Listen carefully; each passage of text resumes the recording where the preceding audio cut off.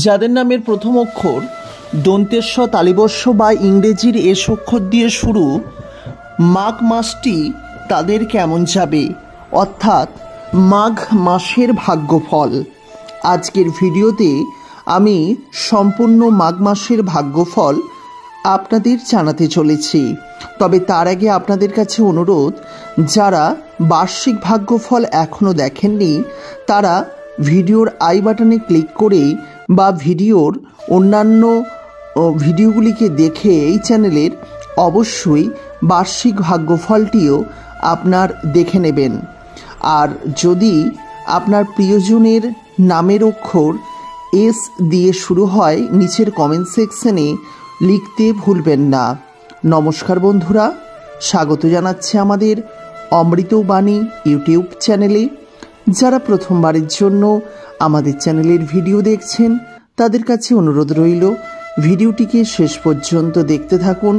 ভালো লাগলে তবেই চ্যানেলটিকে সাবস্ক্রাইব করে পাশের নোটিফিকেশন বেলটি অন করে রাখতে ভুলবেন না। আপনাদের ভালোবাসা আমাদের চ্যানেলের জন্য একান্তই কাম্য।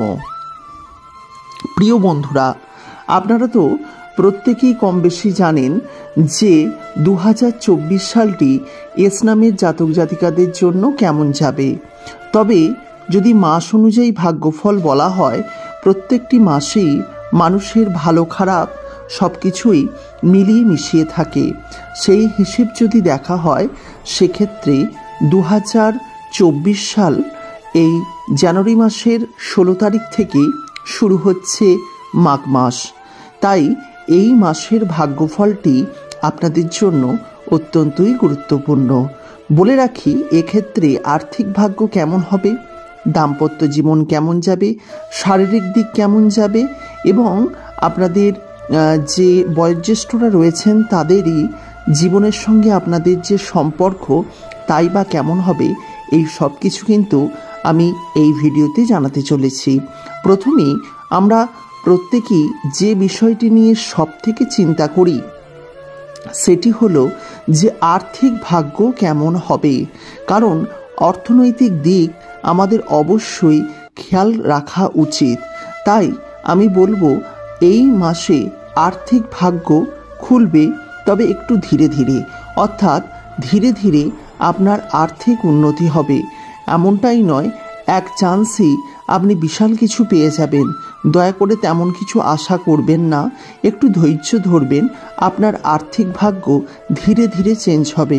তবে একটি টিপস দিতে পারি, যারা প্রকৃতই অর্থনৈতিক উন্নতি করতে চাইছেন, যারা দিনরাত পরিশ্রম করেন, তাদের কিন্তু আর্থিক ভাগ্য দারুণ উন্নতি হবে।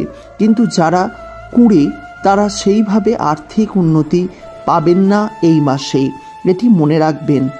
আর যদি শারীরিক দিকের কথা বলি, তাহলে সামান্য আপনাদের পেটের সমস্যা হতে পারে, এটি রাশি অনুযায়ী। তবে পেটের সমস্যা হওয়ার প্রবল একটি সম্ভাবনা রয়েছে এবং এর প্রতিকার হিসেবে তামার পাত্র বা তামা ব্যবহারের কথাও কিন্তু বলা যেতে পারে। তাই একটু শারীরিক দিক থেকে আপনি ডিস্টার্বে থাকবেন, হয়তো কিছু কিছু ক্ষেত্রে ছোটোখাটো সমস্যা আপনার হতে পারে। তবে ওভারঅল আপনার বড়সড় কোনো রোগের চিন্তা নেই, এটাও বলা যেতে পারে। এরপর বলবো দাম্পত্য সমস্যার দিকটি। দাম্পত্য দিকটি বলতে গেলে সমস্যা থাকছেই না, দারুণভাবে সুসম্পর্ক বজায় থাকবে দাম্পত্য জীবনে। তবে প্রেমের জীবনে যাদের আছে, অর্থাৎ যারা বিয়ে করেননি, তাদের ক্ষেত্রে কিন্তু কিছুটা সমস্যা থাকতে পারে। সুতরাং এই বিষয়টি কিন্তু আপনি কখনোই ভুলে গেলে হবে না। যারা প্রেম করছেন তাদের ক্ষেত্রে বেশ কিছুটা সমস্যা হবে, কিন্তু যারা প্রেম করছেন না তাদের ক্ষেত্রে কিন্তু সমস্যা সেইভাবে থাকছে না। জীবনে আপনারা কিন্তু উন্নতি করবেন এবং সুখী জীবন লাভ করতে পারবেন, এটি কিন্তু বলাই বাহুল্য। তবে যারা প্রেম করছেন তারা যদি একটু মাথা ঠান্ডা রাখেন, কোনোভাবেই আপনি নেগেটিভ কিছু পাবেন না, অবশ্যই পজিটিভ কিছু আপনার জীবনে কিন্তু ঘটতে পারে, পজিটিভ কিছু আপনি লাভ করতে পারেন, এটি কিন্তু আমি বলে দিতে পারি। তবে নেগেটিভ কিছু ধরে নেবেন, তেমন কিছু নেগেটিভ আপনার জীবনে আসবে না। পজিটিভ অবশ্যই লাভ করবেন। ধৈর্য ধরলে আপনি জীবনে সুখ শান্তি এবং সমৃদ্ধি সব কিছুই প্রবল থেকে প্রবলতর উন্নতি করবেন, লাভ করবেন। সুতরাং এই বিষয়টি আপনার জন্য কিন্তু খেয়াল রাখা উচিত। তবে একটি বিষয় আপনাদের বলা বাহুল্য বা বলে রাখা উচিত যে আপনাদের এই মাসে কিন্তু ওভারঅল ভাগ্যফল মোটের মাথায় ভালো যাবে। যাদের ভাগ্য খারাপ যাচ্ছিল তাদের কিছুটা হলেও পরিবর্তন হবে এবং পজিটিভ উন্নয়ন হবে। কোনো নেগেটিভ চিন্তাভাবনা রাখবেন না। আর অবশ্যই পরিশ্রম করবেন, সততার সাথে পরিশ্রম করবেন। আর পারিবারিক বিষয়টা যদি বলি, অর্থাৎ গুরুজনদের, বাবা মায়েদের ক্ষেত্রে বলছি, কিছুটা হলে সমস্যা হতে পারে। এক্ষেত্রে অনেকের মাথার স্মৃতিশক্তিজনিত সমস্যা হতে পারে। চিকিৎসা করালে খুব দ্রুতই তার আরোগ্য লাভ হবে। এগুলি আপনাদের গুরুজনদের জন্য হতে পারে, অর্থাৎ তেজ নামের জাতক জাতিকাদের পিতামাতাদের ক্ষেত্রে হতে পারে, জ্যাঠা জেঠি বয়োজ্যেষ্ঠদের ক্ষেত্রে হতে পারে যে স্মৃতিশক্তিজনিত সমস্যা দেখা দিতে পারে। তবে এমনটা নয় যে সবারই হবে, কিন্তু হওয়ার সম্ভাবনা রয়েছে। সব কিছু মিলিয়ে খুব একটা চিন্তার কিছু কারণ নেই। মোটামুটি ওভারঅল আপনাদের ভালোই যাবে, আর সমস্যা এড়ানোর পথও পাবেন। যাই হোক, যারা ভিডিওটি দেখলেন অসংখ্য ধন্যবাদ জানাই ভিডিওটি দেখার জন্য।